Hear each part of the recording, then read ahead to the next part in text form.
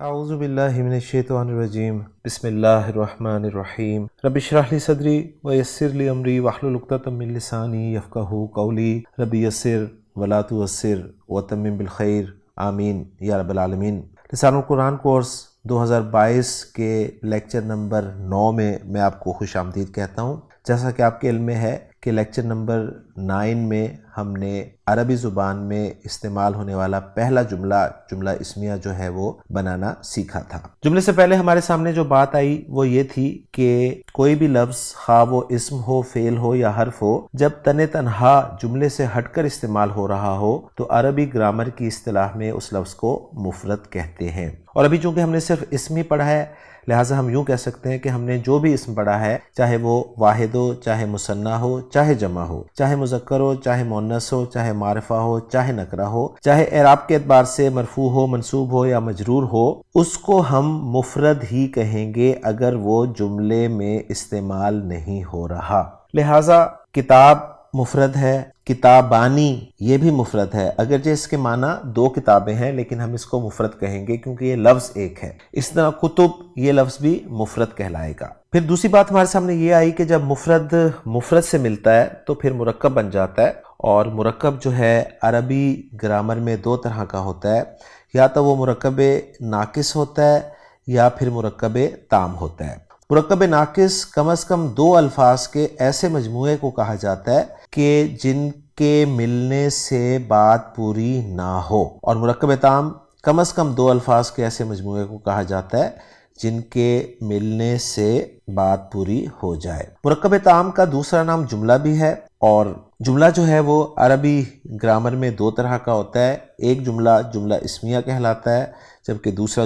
جملہ فعلیہ کہلاتا ہے۔ اور ناموں سے ہی واضح ہے کہ جملہ فعلیہ وہ جملہ ہوگا جو فعل سے شروع ہوگا، اور جملہ اسمیہ وہ جملہ ہوگا جو اسم سے شروع ہوگا۔ تو سب سے پہلے ہم نے مرکبات میں سے مرکب تام کو اسٹڈی کرنا شروع کیا، اور مرکب تام میں بھی یعنی جملے میں بھی جملہ اسمیہ کو ہم نے سٹارٹ کیا، اس لیے کہ فعل ابھی ہم نے پڑھا ہی نہیں تھا۔ تو گویا جو چند باتیں ہمارے سامنے آئیں وہ یہ تھیں کہ مفرد جب مفرد سے ملتا ہے تو مرکب کہلاتا ہے، اور مرکب کی ایک قسم مرکب تام ہوتی ہے جس میں 2 اسماء مل کر ایک جملہ بناتے ہیں جسے جملہ اسمیہ کہا جاتا ہے۔ پھر ہم نے باقاعدہ جملہ اسمیہ جو ہے اس کو بنانے کا طریقہ سیکھا کہ جملہ اسمیہ بنتا کیسے ہے۔ تو جو پہلی بات ہمارے سامنے آئی وہ یہ تھی کہ جملہ اسمیہ جو ہے وہ 2 حصوں پر مشتمل ہوتا ہے۔ پہلا حصہ جو ہے جملہ اسمیہ کا اس کو مبتدا کہتے ہیں، اور یہ وہ اسم ہوتا ہے جس سے جملہ اسمیہ کی ابتدا ہو رہی ہو، گویا ابتدا سے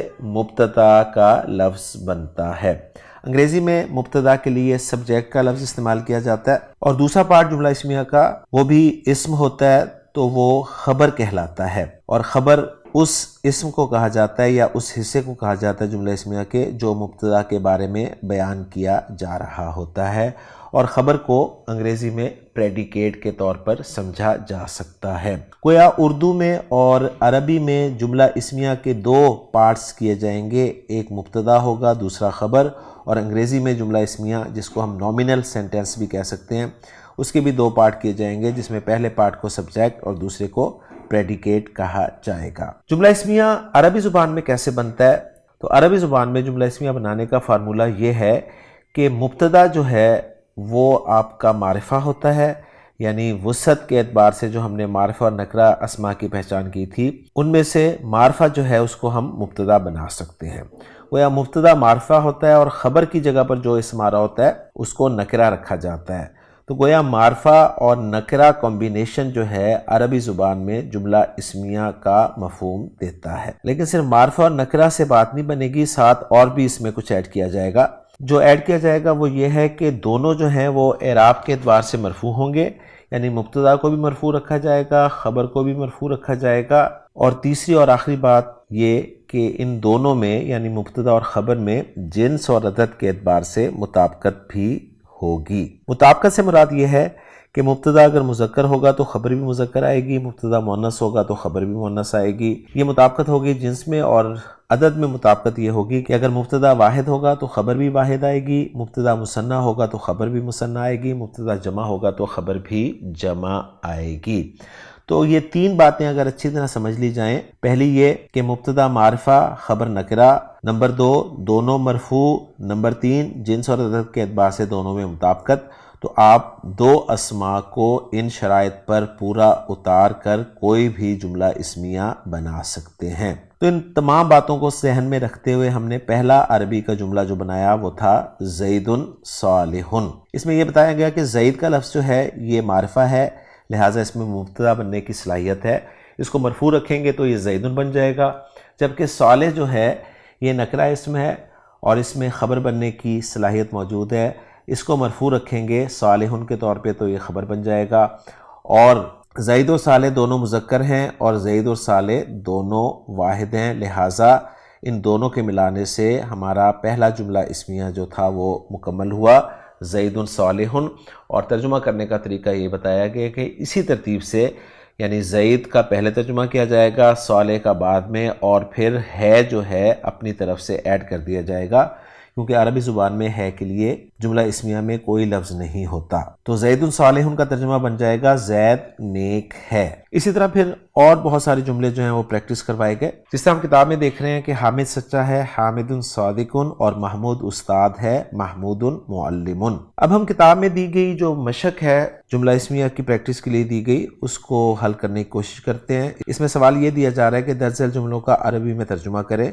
تو پہلا جملہ ہے جی ہاشم ایک ڈاکٹر ہے، تو ہاشم ظاہر بات ہے نام ہے، علم ہے، لہٰذا مبتدا بننے کی صلاحیت رکھتا ہے، اس کو ہم مرفوع فارم میں رکھیں گے تو بن جائے گا جی یہ ہاشمن، اور ڈاکٹر کے لیے دکتور کا لفظ بھی استعمال ہوتا ہے اور طبیب کا لفظ بھی استعمال ہوتا ہے، تو طبیب کو ہم مرفوع رکھ کر جملہ مکمل کر لیں گے، ہاشمن طبیبن یا ہاشمن دکتورن۔ یہاں پر ایک اور بات ذہن میں جو ہے وہ رکھ لی جائے کہ مبتدا چونکہ معرفہ ہوتا ہے اور معرفہ کی جو اقسام پڑھی گئی ہیں ان میں سے ایک ایک قسم کو مبتدا کی جگہ پر رکھ کر جملے مکمل کیے جائیں، اس لیے سب سے پہلے جو علم ہے معرفہ کی پہلی قسم، اس کو بطور مبتدا رکھ کر جملے پریکٹس کروائے جا رہے ہیں۔ دوسرا جملہ ہے عابد ایک انجینئر ہے، تو عابدن، اور انجینئر کے لیے مہندس کا لفظ استعمال ہوتا ہے تو یہ بن جائے گا مہندسن، عابدن مہندسن۔ ناصر ایک طالب علم ہے، ناصر طالب۔ مجاہد محنتی ہے، مجاہد مجتہد۔ خالد لمبا ہے، خالد طویل۔ زاہد چھوٹے قد والا ہے، زاہد قصیر۔ منصور خوبصورت ہے، منصور جمیل۔ شاہد کھڑا ہوا ہے، شاہد قائم۔ مظہر بیٹھا ہوا ہے، مظہر جالس۔ اور ساجد بیمار ہے، ساجد مریض۔ تو جو کتاب میں مشق دی گئی تھی اس کو ہم نے الحمدللہ سولو کر لیا اور تمام جملے ہمارے سامنے آ گئے۔ اس کے بعد ایک اور اہم بات جو بتائی گئی وہ یہ تھی کہ عربی زبان میں استعمال ہونے والے کچھ اسماء ایسے ہوتے ہیں جو ڈبل حرکت قبول نہیں کرتے، جیسا کہ ہم نے پڑھا کہ واحد اسم اور جمع مکسر اسماء جو ہیں ان کے آخر میں تنوین آتی ہے نا، اور ان کی تینوں فارمز میں جو ہیں وہ تنوین تینوں صورتوں میں آتی ہے، یعنی مرفوع جب یہ ہوتے ہیں تو یہ 2 پیش کے ساتھ مرفوع ہوتے ہیں، 2 زبر کے ساتھ منصوب ہوتے ہیں اور 2 زیر کے ساتھ مجرور ہوتے ہیں۔ تو یہ وہ اسماء ہوتے ہیں جن کے آخر میں تنوین آتی ہے، لیکن عربی زبان میں کچھ اسماء ایسے ہیں، اور یہ اسماء جو ہیں واحد و جمع مکسر ہی ہیں، ذہن میں رکھیے گا، ان کے آخر میں تنوین نہیں آتی، یعنی یہ تنوین کو قبول نہیں کرتے۔ تو یہ اسماء کون کون سے ہیں اور ان اسماء کو کہتے کیا ہیں؟ تو اس حوالے سے یہ جو 2 سوال پیدا ہوئے ان کے جوابات دیے گئے۔ پہلے سوال کا جواب یہ دیا گیا کہ یہ اسماء جو اپنے آخری حرف پر تنوین کو قبول نہیں کرتے ان کو غیر منصرف اسماء کہا جاتا ہے، یہ غیر منصرف کہلاتے ہیں، اور اس سے نتیجہ یہ نکلا کہ جو قبول کر لیتے ہیں وہ منصرف ہوں گے، کیونکہ ہم نے آسان ٹرمینالوجی استعمال کی ہے، جس طرح کوئی شخص موجود ہو تو ہم کہتے ہیں یہ حاضر ہے، اور اگر موجود نہ ہو تو ہم کہتے ہیں یہ غیر حاضر ہے۔ تو بالکل اسی طرح جو تنوین قبول کر لیتے ہیں اپنے آخری حرف پر ان کو منصرف کہا گیا، اور جو قبول نہیں کرتے تنوین کو اپنے آخری حرف پر انہیں غیر منصرف کہا گیا۔ تو پہلی بات تو یہ سامنے آئی کہ وہ اسماء جن کے آخری حرف پر تنوین نہیں آتی انہیں غیر منصرف کہتے ہیں، اور وہ جو دوسرا سوال تھا کہ یہ کون کون سے اسماء ہو سکتے ہیں، تو یہ ایک مشکل ٹاپک ہے عربی گرامر کا، لہٰذا آسان طریقے سے اس کو یوں سالو کیا گیا کہ ایک لسٹ مرتب کروا دی گئی کہ آپ ایک لسٹ بنانا شروع کر دیں، اس لسٹ میں ہم جو غیر منصرف اسما ہیں ان کو ایڈ کرتے جائیں گے۔ تو ایک لسٹ آپ بھی یہاں پر بنا لیں، غیر منصرف اسما، اور اس میں پہلی کیٹیگری جو ہے وہ نوٹ کر لیں جو کہ اس لیکچر میں بتائی گئی، اور وہ پہلی کیٹیگری تھی 6 نبیوں کے علاوہ باقی تمام نبیوں کے نام، یعنی 6 نبیوں کے ناموں کے علاوہ باقی تمام انبیاء کے نام جو ہیں وہ غیر منصرف ہوں گے۔ اب باقی تمام نبیوں کے نام بتانے کی بجائے 6 نبیوں کے نام بتا دیے گئے، اور ان 6 نبیوں میں سب سے پہلے محمد صلی اللہ علیہ وسلم کا نام مبارک، کہ محمد اسم جو ہے اس کے آخری حرف پر 2 پیش 2 زبر اور 2 زیر آ سکتی ہیں، یہ منصرف اسم ہے۔ اور قرآن مجید میں جیسا کہ آپ سکرین پہ دیکھ رہے ہیں کہ اسم محمد جو ہے وہ 4 مرتبہ استعمال ہوا ہے، اور ویسے ہم نے اس کی تینوں فارمز دیکھ لی تھیں کہ محمد مرفوع، محمدن کلمہ شہادت میں منصوب، اور محمدن درود شریف میں مجرور۔ تو ایک اسم 6 میں سے ہے محمد صلی اللہ علیہ وسلم، دوسرا اسم جو ہے وہ ہے حضرت نوح علیہ السلام کا نام، جیسا کہ آپ سکرین پہ دیکھ رہے ہیں۔ نوح اسم جو ہے یہ بھی قرآن مجید میں مرفوع، منصوب اور مجرور استعمال ہوا ہے۔ سورہ شعراء میں نوحن آپ دیکھ رہے ہیں، سورہ ہود میں نوحن دیکھ رہے ہیں، اور سورۃ الشعراء میں آپ اسے نوحن کے طور پر بھی دیکھ رہے ہیں۔ اس کے بعد اگلا منصرف اسم جو کہ نبیوں کے ناموں پر مشتمل ہے، اس میں حضرت ہود علیہ السلام کا نام ہے، اور ہود علیہ السلام کا نام آپ سورہ شعراء میں مرفوع دیکھ رہے ہیں۔ سورہ ہود میں ہودن منصوب آپ کو نظر آ رہا ہے، اور سورہ ہود میں ہی یہ مجرور ہودن کے طور پہ بھی استعمال ہوا ہے۔ اس کے بعد حضرت لوط علیہ السلام کا نام جو ہے وہ آپ کے سامنے آ رہا ہے۔ سورہ شعراء میں لوطن کے طور پہ مرفوع دیکھ رہے ہیں، سورہ صافات میں لوطن کے طور پہ منصوب، اور سورہ ہجر میں لوطن کے طور پر مجرور۔ پھر حضرت صالح علیہ السلام کا نام آپ سکرین پہ دیکھ رہے ہیں، سورہ شعراء میں صالحن کے طور پہ مرفوع، سورہ نمل میں صالحن کے طور پہ منصوب، اور سورہ ہود میں صالحن کے طور پر مجرور۔ اور چھٹا اور آخری نام شعیب علیہ السلام کا، اور یہ قرآن مجید میں صرف 2 فارمز میں ہی استعمال ہوا ہے۔ مرفوع فارم میں استعمال ہوا ہے سورہ شعراء میں شعیبن کے طور پہ آپ سکرین پہ دیکھ رہے ہیں، اور منصوب فارم میں شعیبن استعمال ہوا ہے سورۃ الاعراف میں۔ تو الحمدللہ ان 6 کے 6 ناموں کو ہم نے قرآن مجید میں تنوین کے طور پہ دیکھا، اور ان 6 ناموں کے علاوہ جتنے بھی نبیوں کے نام ہیں وہ سب کے سب غیر منصرف ہیں۔ اور غیر منصرف اسماء کے حوالے سے جو بات آپ نے نوٹ کرنی ہے وہ یہ ہے کہ ایک تو یہ تنوین نہیں لیتے، ان کے آخری حرف پہ تنوین نہیں آتی، اور دوسری بات یہاں پر ہی آپ نوٹ کر لیجئے وہ یہ ہے کہ مجرور فارم میں یہ زیر بھی نہیں ہوتے، یعنی ان پر مجرور فارم میں زیر بھی نہیں آتی۔ اب یہ تنوین کے بغیر استعمال ہوتے ہیں، اور قرآن مجید میں ہم انہیں دیکھیں گے تنوین کے بغیر استعمال ہوتے ہوئے۔ تو آپ دیکھیں سکرین پہ آپ کو جیسا کہ نظر آ رہا ہے، سورۃ البقرہ کی 2 آیات میں نے آپ کے سامنے رکھی ہوئی ہیں، آیت نمبر 132 اور آیت نمبر 133۔ تو اس میں ابراہیم دیکھیں آپ کو سنگل حرکت کے ساتھ ہی نظر آ رہا ہے، ابراہیمو۔ اسی طرح یعقوب آپ کو سنگل حرکت کے ساتھ ہی نظر آ رہا ہے آخری حرف پر، یعقوبو۔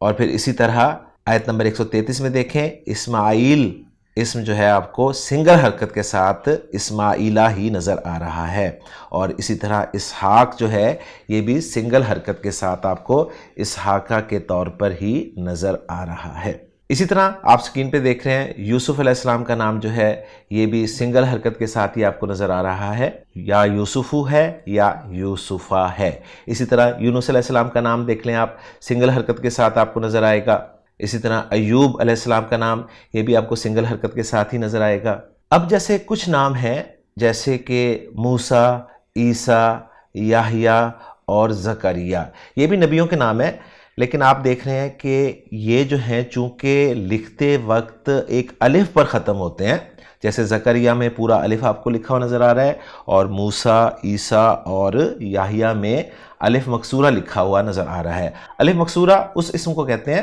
جو کہ خود بھی چھوٹا ہوتا ہے، یعنی الف چھوٹا ہوتا ہے اور اس کے بعد ایک یا جو ہے وہ لکھی ہوئی ہوتی ہے، جیسے کہ آپ کو یحییٰ میں، موسیٰ میں اور عیسیٰ میں یہ نظر آ رہی ہے۔ تو وہ اسماء جن کے آخر میں الف آ جائے، یعنی لمبا الف آ جائے یا الف مکسورہ آ جائے، وہ اسما مرفوع، منصوب اور مجرور تینوں فارمز میں ایک جیسے ہی لکھے جاتے ہیں، پڑھے بھی ایک جیسے جاتے ہیں اور لکھے بھی ایک جیسے ہی جاتے ہیں، اگرچہ یہ بھی غیر منصرف ہی کنسیڈر کیے جائیں گے، یہ ذہن میں رکھیے گا، کیونکہ ہم نے رول پڑھ لیا ہے کہ 6 نبیوں کے علاوہ باقی تمام نبیوں کے نام غیر منصرف ہوتے ہیں۔ تو یہ ایک پوائنٹ جو ہے لیکچر کے آخر میں بتایا گیا، اور ان ناموں میں سے ایک نام ابراہیم کو استعمال کر کے جملہ بنایا گیا ابراہیم صالح، اور یہ بات یاد کروا دی گئی کہ 6 نبیوں کے علاوہ باقی تمام نبیوں کے نام جو ہیں وہ غیر منصرف ہوں گے۔ اب غیر منصرف اسما کی چونکہ فہرست شروع کر دی گئی ہے، تو اس لیکچر میں تو صرف ایک ہی کیٹیگری آئی، انشاءاللہ تعالیٰ اگلے لیکچر میں مزید کیٹیگریز آئیں گی، تو اس وقت ہم اس لسٹ کو انشاءاللہ کنٹینیو کریں گے۔ تو الحمدللہ جی ہمارا پہلا جملہ اسمیہ جو ہے وہ اس لیکچر میں مکمل ہو گیا۔ یہ یاد رکھتے ہوئے کہ جملہ اسمیہ جو ہے یہ 2 پارٹس پر مشتمل ہوتا ہے، مبتدا اور خبر۔ مبتدا معرفہ ہوتا ہے، خبر نکرہ ہوتی ہے، دونوں مرفوع ہوتے ہیں اور جنس اور عدد کے اعتبار سے دونوں میں مطابقت ہوتی ہے۔ امید کرتا ہوں کہ کانسیپٹس آپ کو کلیئر ہو رہے ہیں۔ انشاءاللہ تعالیٰ اگلے لیکچر میں آپ سے ملاقات ہوگی۔ سبحانک اللہم و بحمدک، اشہد ان لا الہ الا انت، استغفرک و اتوب الیک۔